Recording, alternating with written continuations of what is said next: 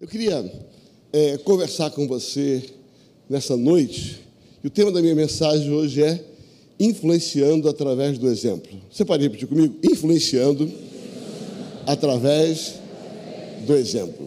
Abra sua Bíblia, por gentileza, na segunda carta de Paulo a Timóteo, capítulo de número 2, segunda carta de Paulo a Timóteo, capítulo de número 2. O verso 1 vai dizer o seguinte: Paulo, segunda carta de Paulo a Timóteo, eu vou ler na versão Almeida, revista e atualizada. 2 Timóteo 2, versículo 1 e 2 diz assim: Tu, pois, meu filho, fortifica-te na graça que está em Cristo Jesus.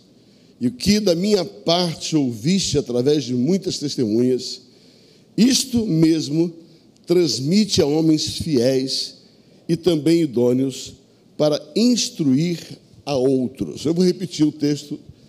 Pois tu, filho meu, fortifica-te na graça que está em Cristo Jesus.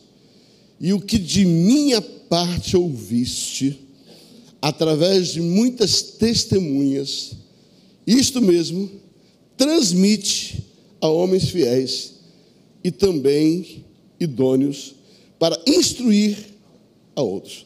Querido, aqui ele vai falar sobre uma sequência. Paulo está dizendo assim: eu tenho algo, eu carrego algo. Aquilo que eu carrego influenciou muita gente, que testemunhou a você, que influenciou você.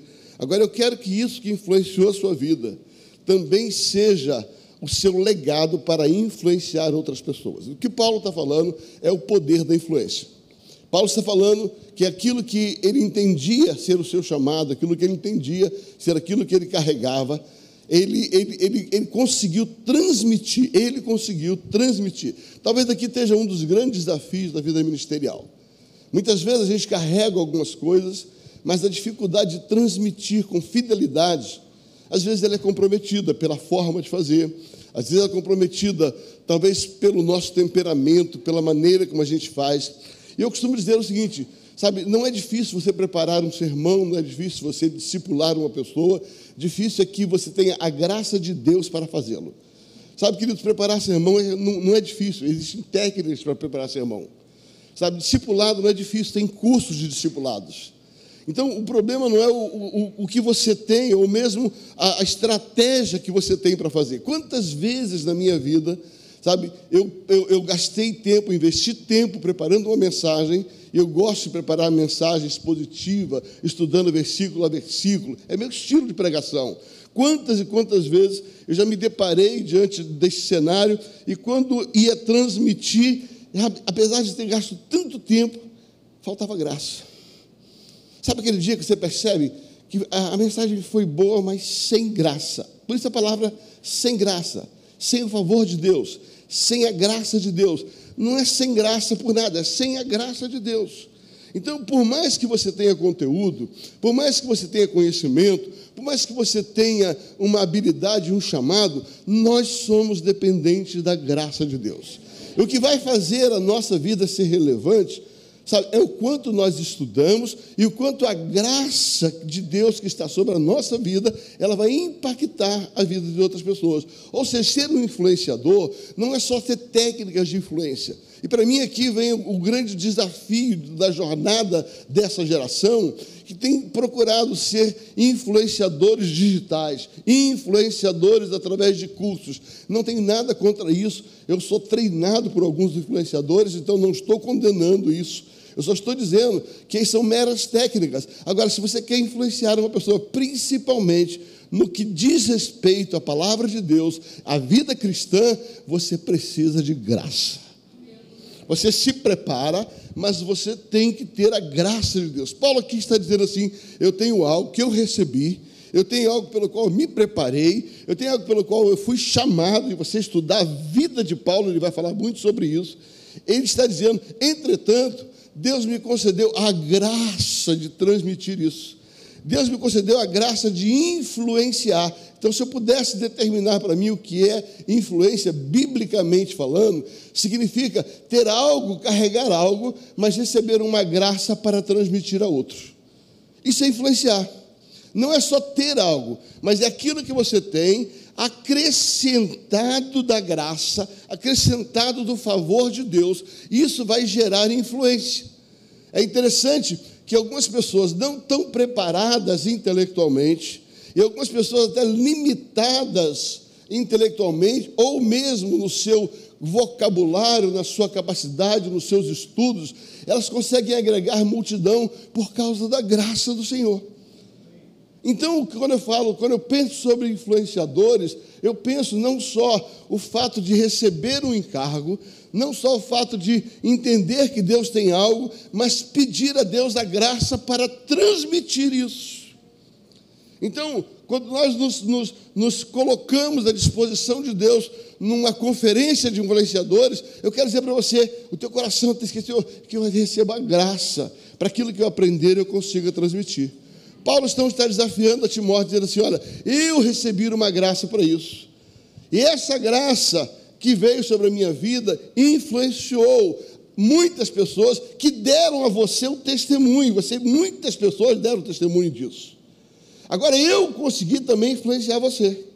Agora, sabe qual é a tua tarefa? A tua tarefa agora é influenciar a outros.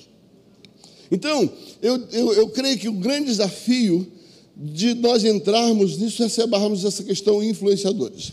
Deixando a questão espiritual, eu gosto muito da definição de John Maxwell. John Maxwell tem um livro chamado Liderando pela Influência. Né? Esse livro, na verdade, ele é um pedaço de um outro livro dele, que eu já citei aqui em uma das minhas pregações, chamado Liderança 360 Graus. Esses dois livros, ele me ajudou bastante a entender essa questão. E a base desse livro é liderar e influenciar. Ele coloca isso tecnicamente falando, através do livro, liderar é influenciar. Eu gosto muito da figura que ele usa para entender a questão da liderança. É uma questão técnica, eu estou falando da questão espiritual. Tá? Ele coloca uma questão técnica para você influenciar. Ele diz assim, imagina que a sua vida é um ciclo de 360 graus. Onde, no meio desse ciclo, tem um ponto, esse ponto é você. Você é esse ponto. Então, liderar significa influenciar. A partir desse ponto, você precisa influenciar pessoas abaixo de você. Ou seja, imagina esse ciclo, um ponto no meio, traça um traço abaixo. Ou seja, o que é influenciar subordinados? Influenciar subordinados não é obrigá-los a fazer. É a capacidade de, através da sua vida, do seu testemunho, sabe, levá-los a tomar uma decisão voluntária de cooperar com a missão. Ou seja, influenciar pessoas subordinadas significa viver uma vida e ter um exemplo onde as pessoas subordinadas, elas são influenciadas por aquilo que você carrega, e aí elas servem a obra junto com você, não porque você é ditador, não porque você paga o seu salário, mas você é uma inspiração para elas. Isso significa influenciar para baixo.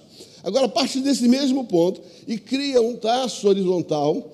E o segundo nível de influência, nesse livro do John Maxwell, é a influência dos pares, dos paralelos. Ou seja, é influenciar os seus parceiros ministeriais. Tá? Imagina que, eu vou pegar um exemplo, você dirige uma área da igreja, dirige o Academia Kids, o Academia Kids. Tá? Então, o Academia Kids, para funcionar, ele vai ter que relacionar-se, influenciar uma série de outros departamentos, para que ele possa gerar voluntários. Ele precisa do SOMAR, ele precisa, enfim, toda uma estrutura paralela que não está subordinado ao departamento, mas que coopera para esse trabalho funcionar.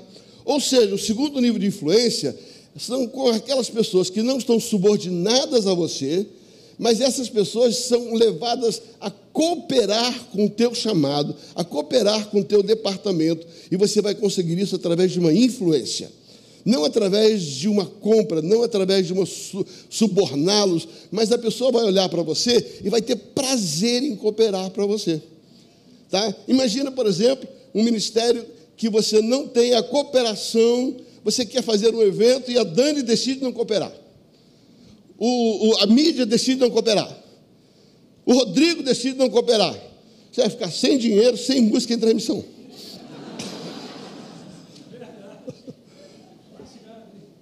Você está entendendo o que eu estou dizendo? Então, significa essa habilidade de influenciar pessoas que não estão diretamente subordinadas a você, mas que são importantes para que o teu serviço, para que o ministério, para aquilo que Deus te deu possa funcionar. E talvez aqui seja um dos grandes problemas da vida ministerial. As pessoas não entendem que nós não trabalhamos sozinhos.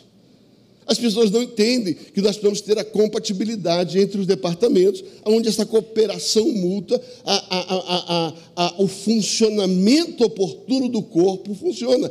Eu creio que quando Paulo fala sobre o funcionamento adequado do corpo, ele está falando sobre esse pares, sobre esses vários lugares onde a mão coopera com a boca coopera com o pé coopera com os olhos, e esse corpo todo funciona. Ou seja, não existe uma subordinação de um para com o outro, mas existe uma parceria. Então, o segundo nível de influência, segundo John Maxwell, é esse nível dos pares. Agora você traça desse ponto, um ponto para cima, nós traçamos um para baixo, subordinados. Nesse horizontal, nós temos os pares. E para cima, nós temos as autoridades. Entenda que uma das coisas importantes é você aprender a influenciar as autoridades para ele te apoiar no teu trabalho. Querido, não adianta você fazer projeto nenhum nessa igreja. Eu costumo dizer algo muito especial. Gustavo, me presta aqui. Caneta. Vou contar um segredo para vocês. Você pode fazer o que você quiser, mas só o Hélio tem a caneta. Eu vou repetir. Você pode fazer o que você quiser nessa igreja, mas se o Hélio não assinar, não sai. Tá? Guarda isso aqui. Ou você conquista o homem da caneta, ou nada sai dessa igreja. Nem a Deise faz. Eu estou falando sério. O que é influenciar? Sabe, é conduzir, é influenciar e provar que vale a pena assinar. Ainda que não tenha sido a metodologia dele. Mas você entrou num nível de influência onde a sua influência, aquilo que você falou, convence. Aí você vai lá e, ó, mete a caneta. Exatamente, você conquistou aquilo através de um projeto. Você está comigo até aqui? Então diga assim, liderar é influenciar. O que Paulo está colocando nesse texto nada mais é do que isso. Sabe, eu influenciei algumas pessoas, essas pessoas participaram. Agora eu quero que você entenda que debaixo da influência que eu exerci, inclusive na sua vida, Timóteo, eu quero que você tome isso como exemplo. E agora, como exemplo, eu quero que você influencie outros homens fiéis, iguais a você. Então, querido, nós começamos uma cadeia de influência. Por isso, a influência é tão importante, porque aquilo que eu recebo de alguém, eu agora transmito para outro. Olhe para alguém e diga assim, o que eu recebi, eu transmito. Isso te faz lembrar alguma coisa? 1 Coríntios capítulo 11, o que recebi do Senhor. Você não pode entregar aquilo que você não recebeu. Está comigo aqui? O que eu recebi do Senhor, eu também vos entreguei. Paulo está falando, na verdade, é que ele foi influenciado por aquele ato da Santa Ceia, por aquilo que Cristo fez, agora influenciado. Paulo diz assim, ele vai dizer aos Efésios, tá, da maneira como eu fui conquistado, eu quero conquistar você. Não que eu já tenha alcançado, mas eu prossigo para conquistar pela forma pela qual eu fui conquistado. Isso é influência. Isso é influência. Essa é a influência pelo exemplo. Eu quero pegar um rei do Antigo Testamento. Eu gosto muito de pegar um princípio no Novo Testamento, porque eu creio que a Bíblia Sagrada é o seguinte, tá? O Novo Testamento, ele é o princípio, e as histórias do Velho Testamento, eles ilustram o princípio. Ou seja, você pode olhar através das histórias do Antigo Testamento, esses princípios sendo validados na vida de alguém. Mas o princípio está estabelecido aqui no Novo, e você pega lá no Velho uma estrutura, uma história que corrobora com aquele princípio. Eu quero pegar um exemplo, o exemplo do rei Asa, segundo livro dos reis, segundo livro dos crônicas, segundo livro das crônicas dos reis de Israel, capítulo de número 14. Segundo livro dos reis, capítulo 14. Segundo crônicas. Não sei o que Reis foi fazer no lugar das crônicas. Sabe, desce daí. Você conhece aquela história? Você conhece a história do Zaqueu? Aí o cara estava pregando e falou assim: Moisés, desce daí. Eu falei: não é Moisés, não, rapaz, é Zaqueu. Eu falei assim: não sei o que Moisés foi fazer no lugar de Zaqueu. Né? 2 Reis, capítulo 14, 2 Crônicas. Misericórdia. Queima, Jesus. A partir do verso número 1. Abias descansou com seus pais e sepultaram na cidade de Davi. Em seu lugar, reinou seu filho Asa, cujos dias a terra esteve em paz por 10 anos. Agora preste atenção. Asa fez o que era bom e reto perante o Senhor teu Deus. Agora, olha o que ele fez. Porque aboliu os altares dos deuses estranhos e os cultos nos altos, quebrou as colunas e cortou os postes ídolos. Ordenou a Judá que buscasse ao Senhor seu Deus dos seus pais e observasse a lei e o mandamento. Também aboliu de todas as cidades de Judá os cultos nos altos, altares de incenso, e houve paz no seu reinado. Edificou cidades fortificadas em Judá, pois havia paz na terra. Não houve guerra contra ele naqueles anos, porque o Senhor lhe dera repouso. Disse, pois, a Judá: edifiquemos estas cidades, cerquemo-las de muros e torres, portas e ferrolhos, enquanto a terra ainda está em paz diante de nós. Pois temos buscado ao Senhor nosso Deus, temo-lo buscado, e Ele nos deu repouso de todos os lados. Edificaram e prosperaram. Tinha Asa no seu exército 300.000 de Judá, que traziam pavês e lança, e 280.000 de Benjamim, que traziam escudo, e atiravam com arco. Todos eram homens valentes. Zerá, o etíope, saiu contra eles, com um exército de 1 milhão de homens e 300 carros de guerra. Chegou até Maresa.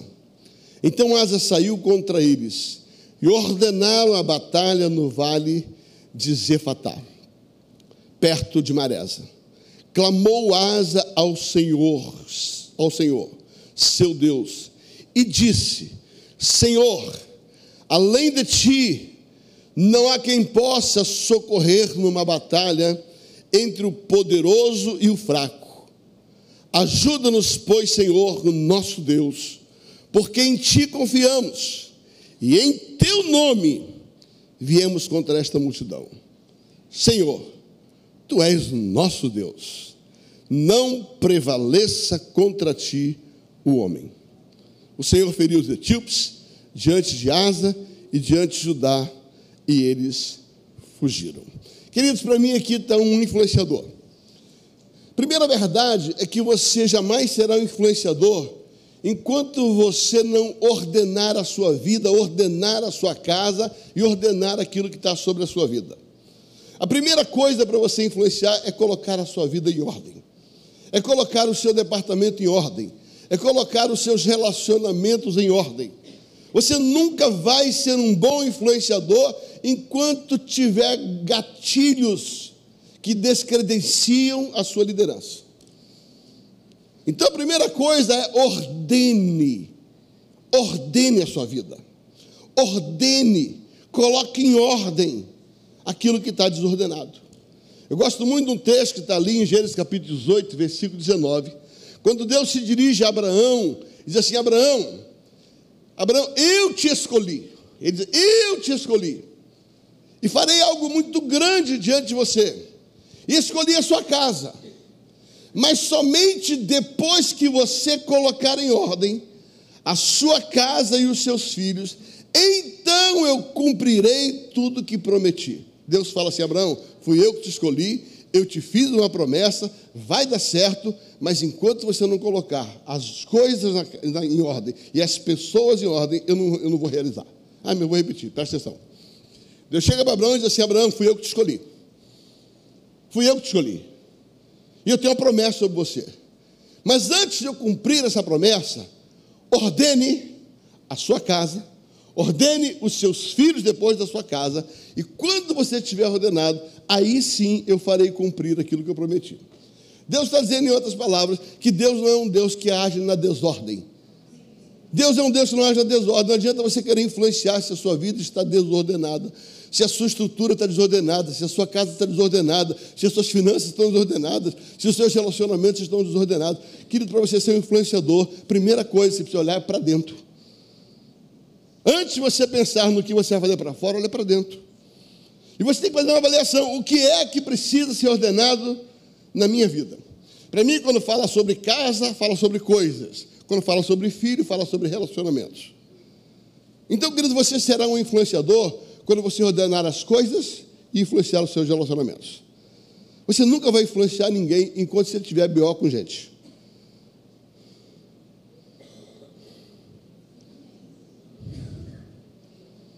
Peguei meia dúzia?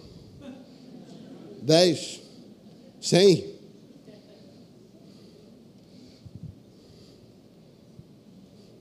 Querido, não adianta você se aventurar e querer ser um influenciador se você deixa gatilho para que a sua influência seja invalidada. Então, ordene a sua vida.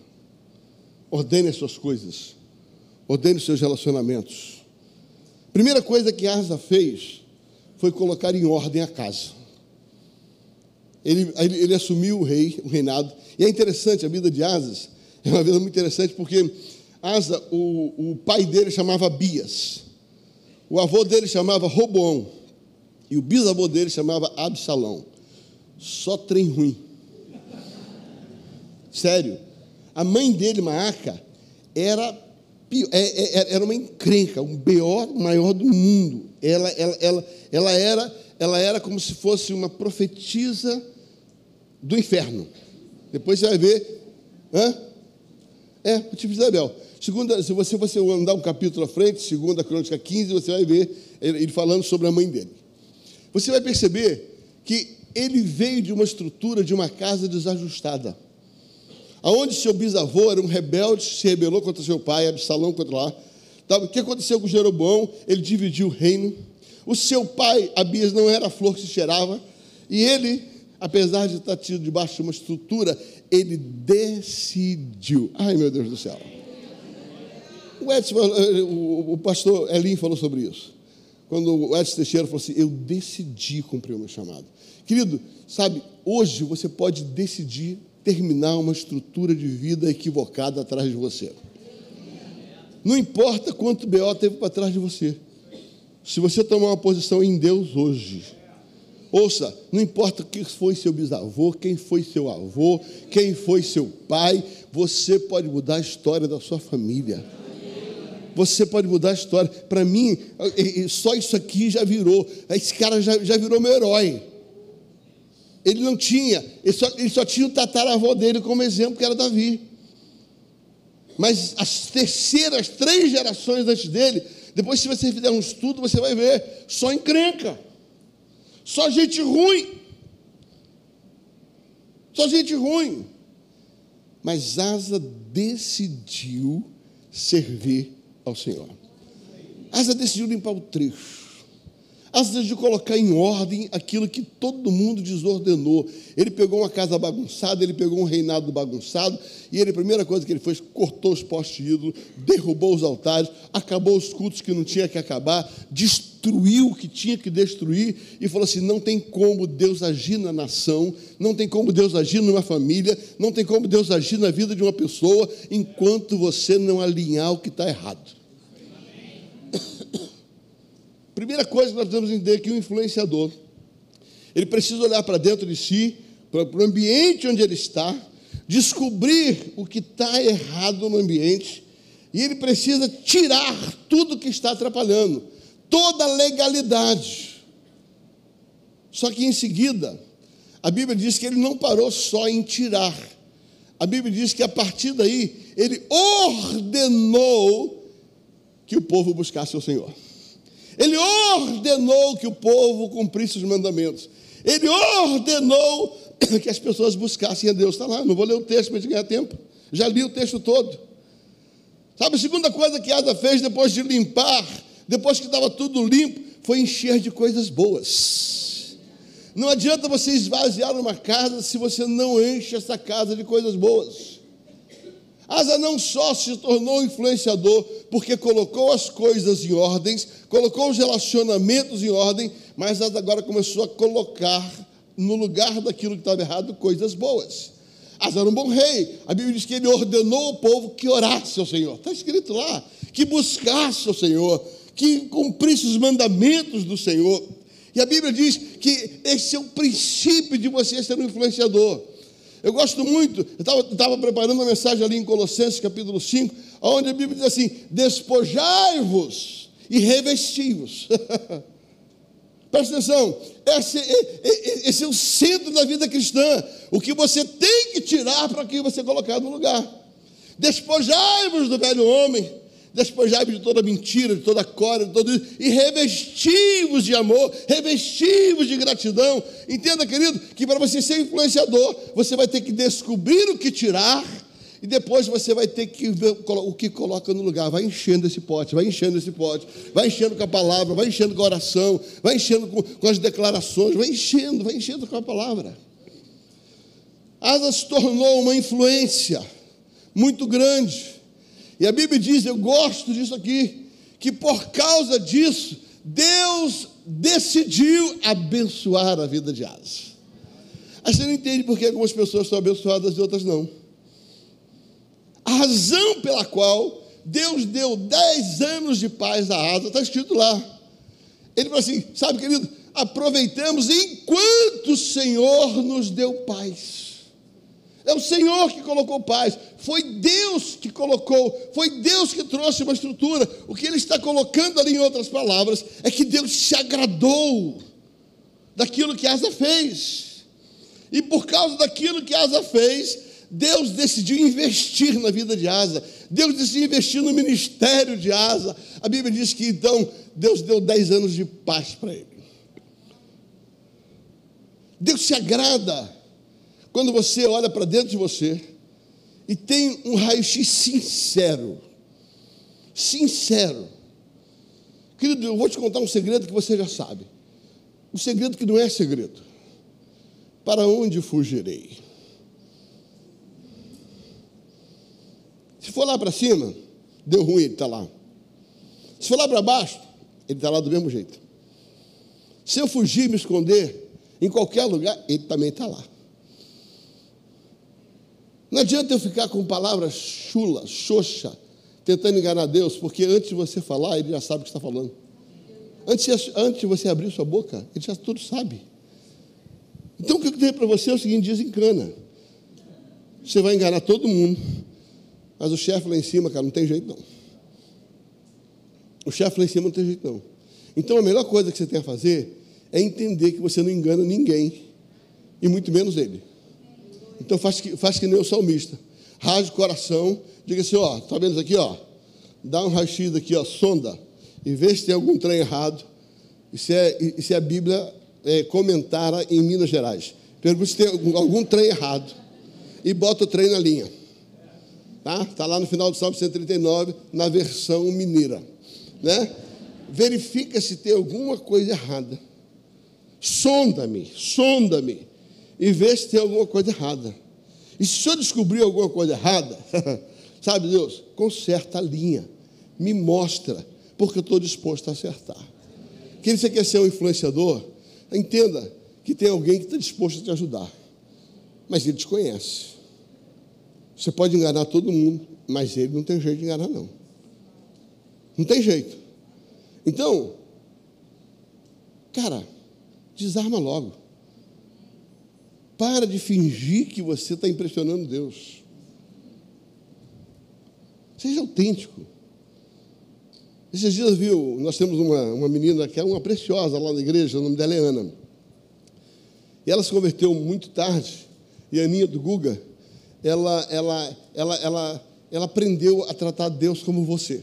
Aí você, Deus, você, na oração dela, ela vem de uma cultura de sala de oração, onde fica você, Deus, você, Deus. E ela começou a ministrar na igreja, e nas orações, ela falava, você, Deus, começou assim, ai, nossa, que falta de respeito, chamar de você, tem que chamar de Senhor, ai, que falta de respeito. Aí começou um burburinho, um dia eu chamei e falei, sabe, eu prefiro ouvir ela falar você e saber que ela teme a Deus do que você chamar de Senhor e não temer a Deus. O desrespeito maior não é chamar Deus de você, é não obedecê-lo como Senhor.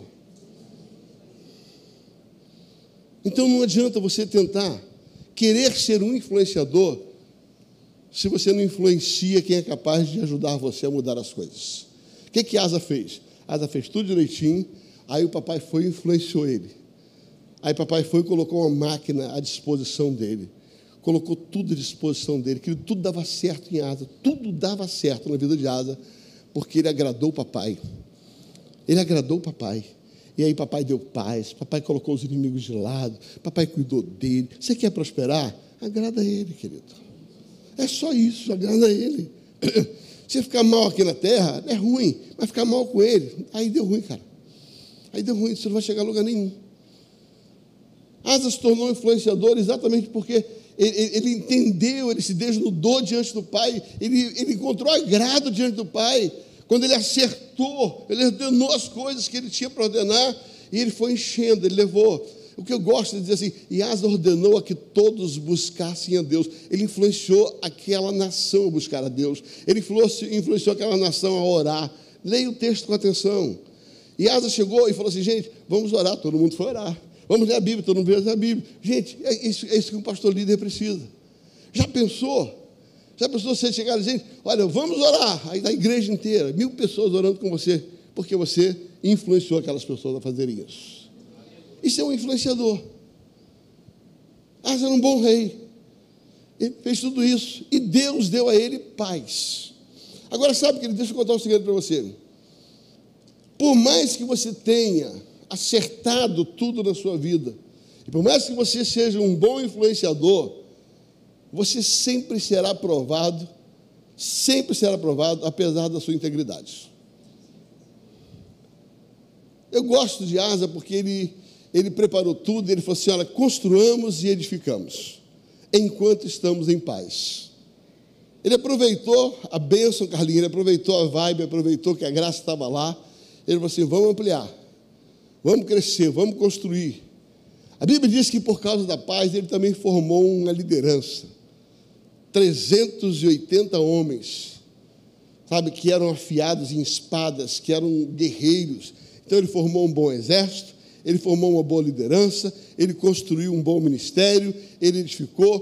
Por quê? Porque ele estava debaixo do favor de Deus, Deus havia se agradado a ele havia influenciado Deus, Deus ajudou ele a influenciar pessoas. Agora imagina o cenário perfeito, né? Aí o texto diz no versículo 9, e de repente, no meio do nada, Zerá surgiu no cenário. Eu tenho uma boa notícia. Você pode ter a vida reta que for, tem sempre um Zerá para chegar para te azerar. Vai sempre chegar um Zerá tentando zerar você.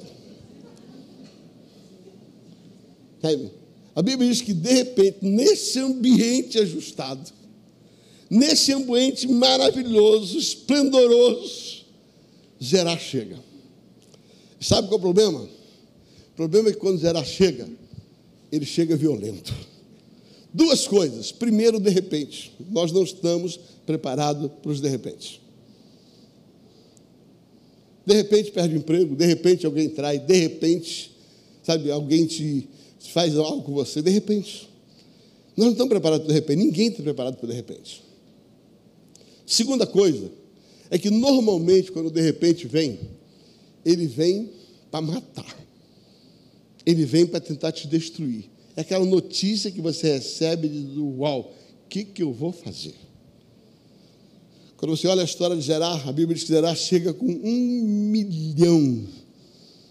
1 milhão de soldados. Tá? Eu estava fazendo um estudo sobre esse texto. Entenda, Asa tinha 580 mil soldados. 280 mais 300 mil de Benjamim. Ele tinha 580 mil soldados, um bom exército. Quando Asa chega, ele chega com 1 milhão. Aí você vai lá, mas é o dobro. Não. Quando você começa a estudar o hebraico, normalmente o judeu não conta além de 1 milhão. Quando eles usam a expressão 1 milhão, é como se falasse multidão. 1 milhão é tipo assim, não dá para contar. Sabe? Você lembra aquele exército que cercou Samaria quando Eliseu estava lá?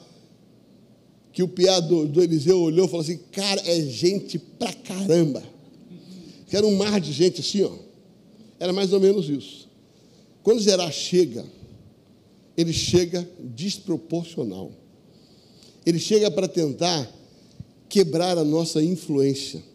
Ele chega para tentar ver o quanto nós nos perdemos por causa do êxito. Ele chega com 1 milhão de soldados e ele chega pesado. Agora, querido, um bom influenciador, um homem que anda reto com Deus, e aí eu começo a concluir essa mensagem. Ele tem que ter a sua dependência de Deus nos dias bons e nos dias maus. Eu vou repetir. O influenciador é aquele que sabe servir a Deus e confiar em Deus quando tudo vai bem, mas continua confiando em Deus quando tudo vai mal. Talvez você diga assim, mas pastor, não. Se você passar pelo dia mal, você vai ver se você confia ou não. Eu vou repetir. Só pode dizer que confia em Deus quem já passou pelo vale da sombra da morte. E ali naquele lugar disse, eu não temerei mal algum, porque o Senhor está comigo. Eu sei o que é passar por um vale da sombra da morte na minha casa. Eu sei o que é chegar e ouvir, chegar na sua fronteira com um exército desproporcional, com uma força impossível de ser combatida com um homem. O que o texto está tentando nos ensinar é que tem uma hora que mesmo diante de uma vida reta, como era na vida de Asa, chegou uma hora onde veio um problema desproporcional, impossível de lidar com a força humana.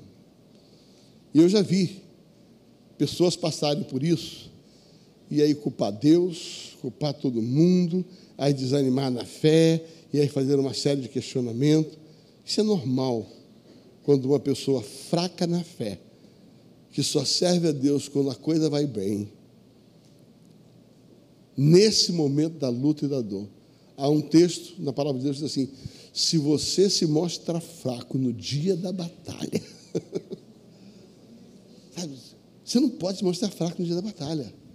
No dia da batalha, você tem que dizer como salmista, uns confiam em carros, outros confiam em cavalos.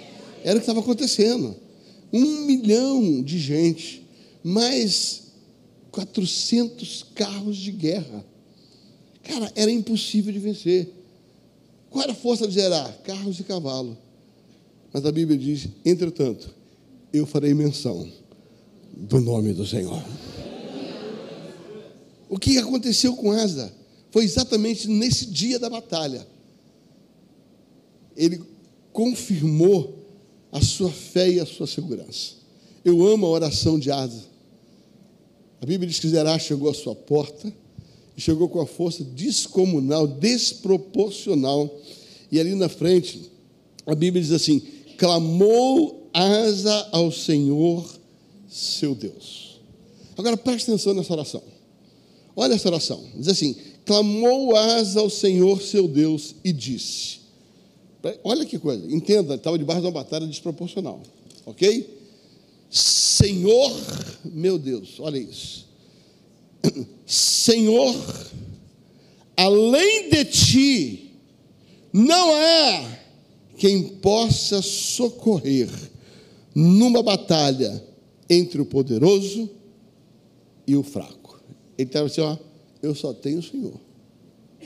Aí ele grita, ajuda-nos, pois o Senhor é o nosso Deus, E ele diz: em ti nós confiamos. Agora presta atenção. E em teu nome. Fala comigo, em teu nome. Foi no nome de Asa? Foi na força de Asa? Foi nos 580 mil de Asa? Diga assim, em teu nome. Diga de novo, em teu nome. Fala assim, em teu nome. Vamos contra esta multidão. Senhor, tu és o nosso Deus. E não prevaleça contra ti o homem. Esta oração mudou a história da guerra desproporcional. Querido, se eu pudesse dizer para você, essa é uma oração que você deveria decorar. Eu tenho uma mensagem só sobre esta oração, mas eu vou pregá-la, só quero dar uns pontos para você. Primeira verdade na oração de Asa, ele diz assim, sabe, eu confio no Senhor. Eu só tenho o Senhor. Eu só tenho o Senhor. Não tem mais ninguém, só tenho o Senhor. E é no teu nome. É no teu nome. Não é na força do meu exército, não é no meu poder, não é na minha força. Ele entra debaixo da mão de Deus e diz, Senhor, eu tenho minha confiança no Senhor. Eu só tenho o Senhor. E eu tenho o teu nome. E é no teu nome que a gente vem contra esta multidão. E ele fala assim, em ti nós confiamos. E ele encerra dizendo assim, e não prevaleça. Olha a oração de Asa para Deus. Contra ti. Vou fazer uma pergunta, querido. O Zerar veio contra Asa ou veio contra Deus? Contra Asa. A guerra era aqui na terra. Era Zerar querendo derrubar Asa. Asa chega para Deus e diz assim, não prevaleça contra ti. Ué, se o inimigo era de Asa, por que ele fala que o inimigo era de Deus? Sabe por quê? Porque Asa tinha consciência de aliança. Quem vem contra mim, vem contra o Deus a quem eu sirvo. A oração dele é, se o Senhor for derrotado, o Senhor será derrotado. Por isso, embora a guerra seja contra mim, não prevaleça contra o Senhor esses inimigos. Querido, um bom influenciador é aquele que aprende a tirar o que precisa ser tirado para colocar as coisas boas que ser colocado. Um bom influenciador é aquele que, pelo exemplo, ele vai impactar pessoas por causa daquilo que ele faz, por causa da sua vida. As pessoas vão segui-los porque ele, de fato, é um bom exemplo. Um bom influenciador, ele vai aproveitar para edificar, construir, ele vai fazer exército, ele vai ampliar, porque Deus era com ele. Ele fala assim, vamos fazer isso enquanto Deus nos deu repouso. Mas o bom influenciador precisa estar preparado para o dia mau. O bom influenciador precisa estar preparado para o dia que Zerar bater na porta. E o dia que Zerar bater na porta, a minha confiança continua sendo a mesma. E a minha oração é, Senhor, embora ele tenha vindo para me derrubar, eu tenho uma aliança com o Senhor. Tu és o meu Deus, em ti confiamos. E não prevaleça contra o Senhor, o meu inimigo. Fique em pé, por gentileza.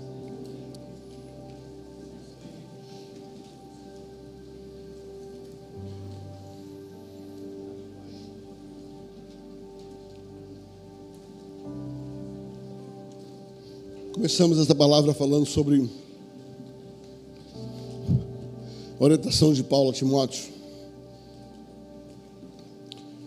Quando ele fala que aquilo que ele recebeu da parte do Senhor, ele pôde operar, ele pôde fazer algo, ele influenciou a muitas pessoas, influenciou a Timóteo.